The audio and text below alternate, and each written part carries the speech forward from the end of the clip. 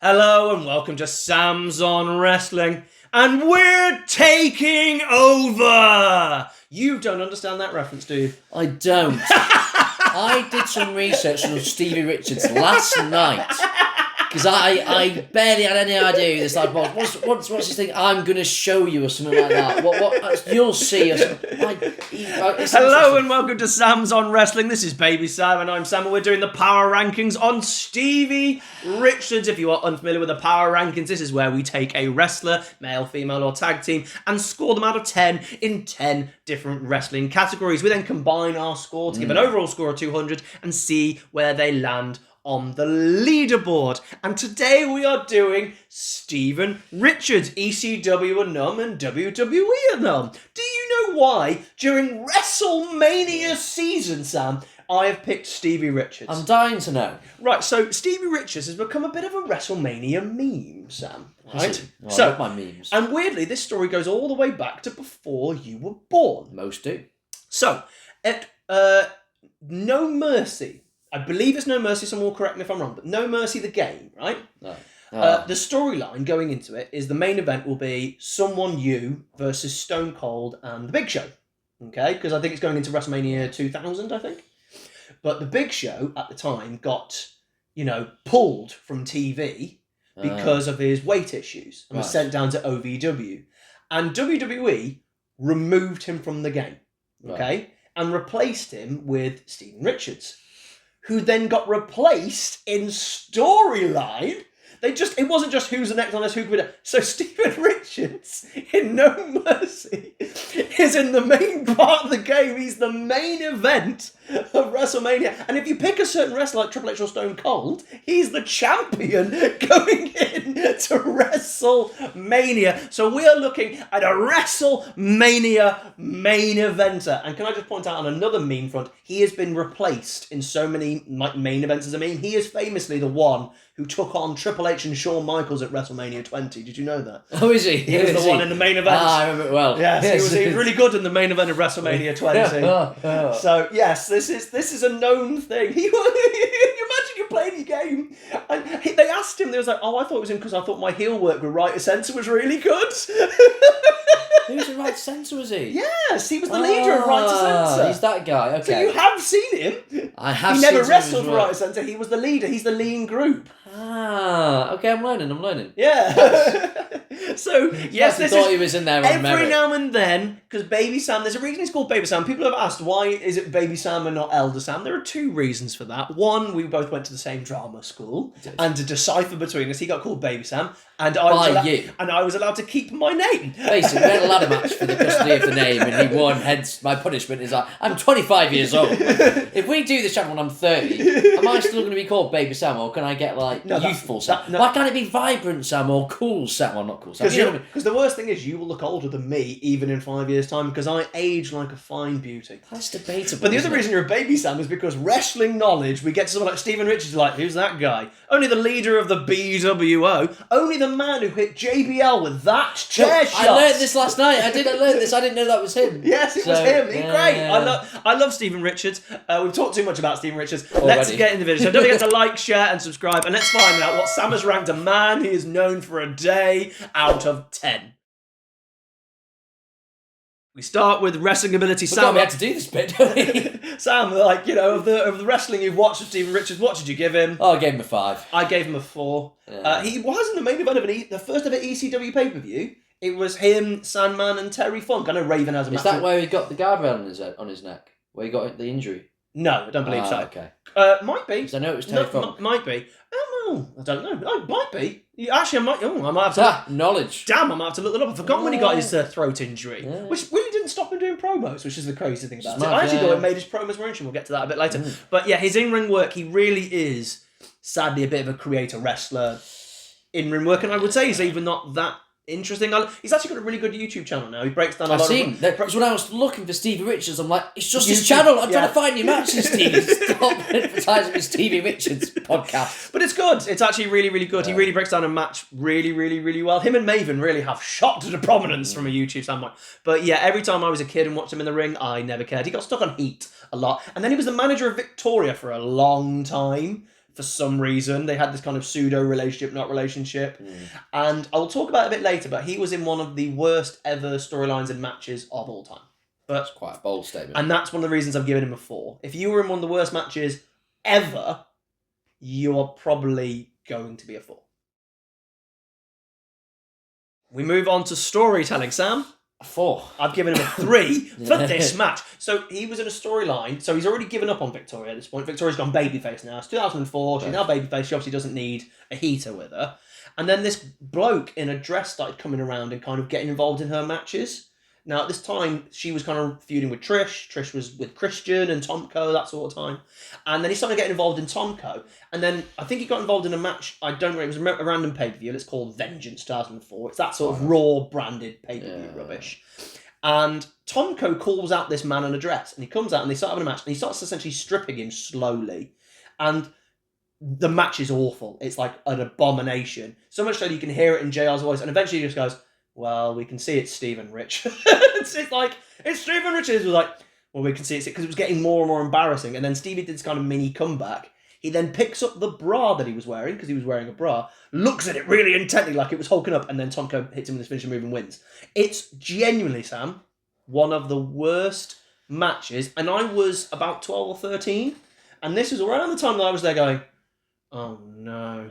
Not, like I'd lived through HLA. It's not what you want your parents to walk in on. Yeah, I'd lived through HLA and I lived through, pudding matches and all that. But watching that, I was like, yeah, this ain't great. So from a storytelling purpose, I've dropped him down to a 3 for that. Well, I look forward to seeing it in the Hall of Fame sometime, because that's your metric for Hall of Fame matches. What, it's so bad it's funny? Yeah. Not gonna lie, Sam, that's so bad, it was embarrassing. It wasn't even funny. No, that's why I'm telling the story now. I was like, it was kind of painful to watch. It sounds rough. Yeah. It wasn't great. I feel a bit sorry for Stevie for doing it. And he was never in the ring when he was in Right to Centre. It was always Val Venus and Godfather and Bull Buchanan. He was just always the voice. So I don't think he's that great in the ring. And I don't think he told many actual interesting stories, particularly from a WWE. ECW, he was in a comedy. He was in the BWO, which was an offshoot of the NWO. Yes. But he's in the main event of the first ever ECW paper. This comedy gimmick made no sense. We move into their promo, their ability to talk. Sam? Give him a 6, based on what I've given him a 6. He's a really good promo, not exciting, good at getting heel heat. Helps that he was in a really great group to get heel heat in the Right to Censor. And there was a lot of stuff we can talk about alone. It was a group, but there's lots of stuff he did on his own. Like the promo was all him. No one else did any promos apart from Ivory. I think the We're Taking Over with the BWO was actually really good. He actually can cut a really, really nice promo. Yeah, I liked him. I saw an interview he did when he was coming back to ECW talking about his throat injury, and I thought, oh god, he sounds really useless at ECW. No, but the little promo he did backstage was really good, I thought. Yeah. So that's kind of what I'm basing it on, really. I remember that Chris Masters destroyed his face, actually. Now I think about it. It was when Chris Masters debuted, I think it's the first ever match, he had this move where he did that to the face, smashed his face, broken nose, everything. Oh no, Stevie. Wow, he was in the WWE a while, wasn't he? All the way to 2006. Well done, Stevie. Yeah. Great talker, actually. Very good at getting heel heat. There's a reason he stuck around so long. They always took him as a manager, WWE. So Victoria, Chronic, Really good talk. Right to Censor. He always was given the, you are the person with somebody, you do the talking for these people. So he can talk. You can't say you can't talk. We move on to their look, Sam. I've gone with a 4. I've gone 3. Have you? I always thought, some people suit long hair and some people don't. Yeah. I've always thought Steve Richards suited short back and sides and long hair. He's always worn kind of shorts. Again, that women's clothing thing I can't get away from because it was just so bad. It's just so bad. It's so bad, so awkward. I don't think he looks good. I saw him in ECW. He's the blandest of the bland attire going. Well, he's the only one got any colour. Everyone else is in black and grey, so there's something there at least. But he is kind of bland. And then obviously Right to Censor, it's a good look for that. We can't talk about it as much. So, yeah. Bland. Yeah, I can't believe he was in the main event at WrestleMania. We move on to their entrance. Sam? 4. No, I've gone 7 and I've realised why. Yeah, I've realised the Right to Censor. I love that entrance. It's not him. It's not him, it's a group. It's not him. I'm trying to work out... Yeah, but his thing is he did have it for a while as himself. Did he? Before he formed the group, because he was bringing people in, But yeah, that's too high. He's no. I just want to mention right to censor. You're internally shouting at yourself. Yeah, I am like you going, do to me. Sam! That's not him! Yeah, I'll what are you going with? Yeah, 4. I didn't even have to persuade you. No, I just want to talk about right to censor. No. By the way, just on a complete unrelated, I think right to censor's entrance is one of the greatest in wrestling history. Agreed. It does its job completely. It's literally, everyone goes, "Oh, so annoying, I hate it so much." That's the point. There you go. Brilliant. They literally get heel heat without even turning up. Warning. You have to do a promo, you'd know who the bad guys are immediately. Oh my god, it was perfect. And they entered 3 times in the Royal Rumble 2001. Oh my god. You gotta hear it 3 times. Someone turn your car alarm off. Stephen Richard didn't get to be in the Rumble. The other 3 did. Of course he didn't. Oh. We move on to their work as a heel. Sam, what have you gone for heel? I've gone for 6. Yeah, I've gone 5. I was 5 and 6. I didn't know which way to go. Because I think he's in the middle. I think he's about 5.5, and it's a do a round up or do a round down. You know what it is? You know how I like to give good scores to people I think are nice? I think he's a nice lad. He's a nice bloke. So I've gone with 6 to give him the benefit of the doubt. I think the problem I have is a lot of his best ever heel work was when he was in a group. And on his own, I don't think he ever did that. He had a run as the hardcore champion around 2002. Everyone always seems to get given a title run with that hardcore title. Like, they are the main champion. They lose the title a few times, but they retain it in the evening. So you had like Raven was always one of those, would lose it. It's like R-Truth as the 24/7. Yeah. He would lose it but then get it back in the same night. Maven was one for a while. And Stephen Richards had one for a while in 2002. He was the guy who kept winning the hardcore title. And he was a decent-ish heel at that, but I don't think he can even break into that past the 5. It's very tough. I think he was excellent in the right to censor, and I think it's really hard to not include that, not talk about it a little bit, because he's the reason they got any heat whatsoever, along with Ivory, I think. Because the other 3, everyone was there going, I want to see the Godfather. Yeah, I want to see the Val Venus and Bull.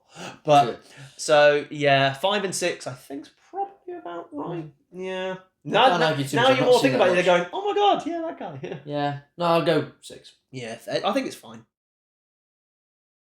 We move into their work as a babyface. Sam, what have you gone for babyface? I've gone with 5. I've gone 4. You have to go 1 less than your 1 that you've gone. So if I've gone heel at 5, I have to go 4 for babyface. Yeah. It's a work as the BWO.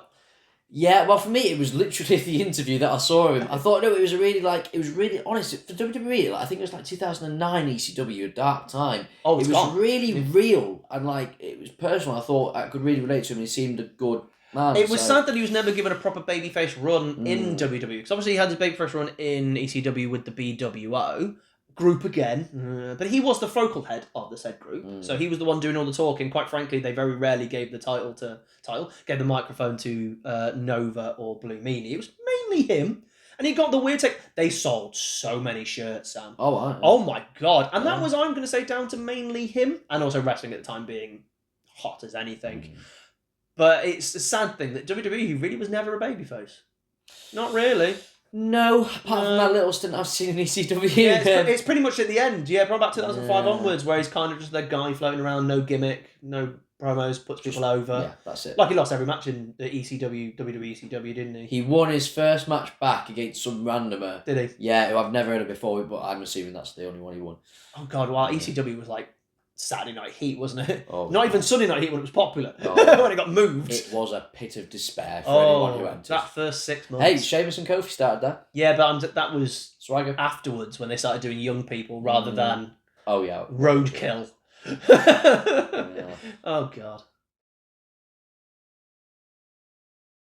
Gimmick and personality. I think I've rated this based on right to censor again. Have you? Yeah. Have you rated right to censor? Yeah, I have. Oh, Samuel. Okay, that's not the score I'm going to give. I've gone 4. I'll go 5. I had 6. I think the fact that he was able to put his gimmick personality into 2 groups, the fact that he was given the responsibility to do those 2 groups, shows that he has the gimmick personality. If you're always in a group, it's very hard to mark you down. Heath Slater was another one. Like, he was always seemed to be in a group, so he's like, we can't always exclude it, sort of thing. I'll put this to you though, Sam. Yeah. Outside of a group on his own, what was his gimmick personality? He didn't have one, and that's why he can't go any higher.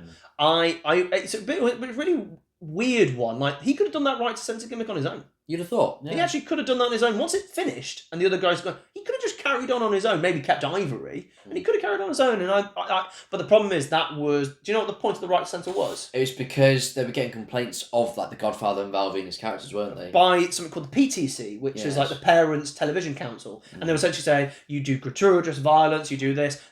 These two kids had broken their neck copying wrestling moves. They wouldn't. They were watching Cow and Chicken. It's not WWE's and fault, they're anyway. going, we're a TV 14. If you're watching this under, that's your fault. So much so that the PTC had to send an apology to Vince McMahon because they filed a lawsuit and lost. And then that went away, and then Vince was like, oh, I don't need the right to censor anymore. They were literally mocking real court case, this real people complaining at the same time. And he did a brilliant job with it. You're absolutely right. I'm going to go 5 for gimmick and personality, solely because you're right. What was his gimmick when he wasn't doing something? But he was the manager for people like Victoria and all that lot, so he had gimmicks during all that. Oh, agreed. And I don't think a manager is a group thing, because if you're the manager, you're doing something else. But he's not the star of it. Yeah, the Victoria was the star of it. She was brilliant back then as well. Wow, she was really good. Over and a draw. How over they were the crowd? How much money did they make, Sam? I feel mean, but I've gone 3. I've also gone 3. Yeah. You can't include the merch he made with the BWO. No. And the right to censor was over for a different reason. Put him on his own or as a manager. He was a manager with Victoria, but it was all about Victoria. He was manager with Chronic, and they died a death immediately. He was never over, was he? I think he seems like a really sound guy and actually got like a decent worker. And by the way, his TNA work is also terrible. Is it? I'll just throw this out there. I haven't excluded his TNA run where he was Dr. Steven Richards. I've heard of that. And he lost a match to Abyss where he got tased. Oh, the elbow finish. And no, that was a cow prod. What was made it funny is smoke was coming off the taser. Ew. Oh my god. So no, I haven't excluded his run in TNA. In fact, it's dropped down a lot of my scores. I just haven't mentioned it. But yeah, no one has ever gone, yay, Steven Richards. Have they? I'd love someone to do it. He doesn't seem very noteworthy as a wrestler. He's not notable. Without Paul Heyman, I don't think Steven Richards makes WWE. Yeah, and I'm glad he did. I'm glad he did because he's brilliant. Yeah. Brilliant. I think he did a great job right center. He's a solid in-ring worker. He's a 4 out of 5. Does the trick. Does the job. Can put over talent really well. Can give him a microphone and be a good manager. Can main event the WrestleMania.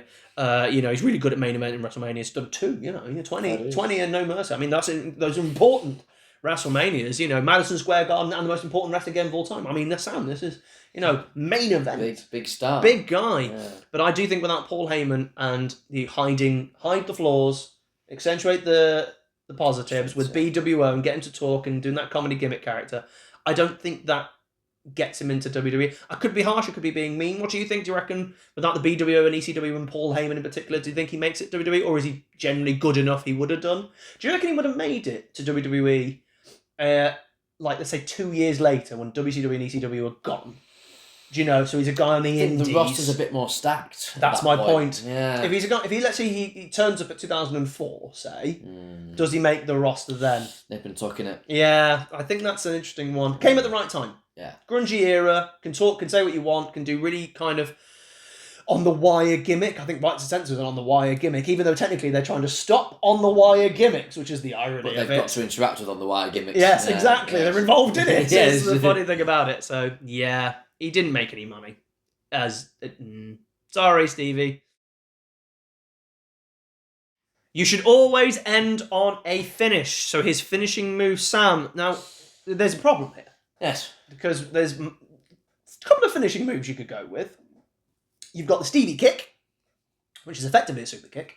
And you've seen the one from ECW, yes? Yes, he has this it's like a future shot, but then he kind of lifts them up and kind of sits down into it. Kind of like, I know you're going to shudder at this, but kind of like an X Factor, but it's not an X Factor. Yeah. You kind of sit, it's like a Tiger X Factor, as it were. Yes, I kind of liked it, so I gave it a 5. Whereas I saw him use the Stevie kick for the majority of his WWE run, and that's where he was at most of the time. And I think he still used it in TNA, so I've gone with the Stevie kick.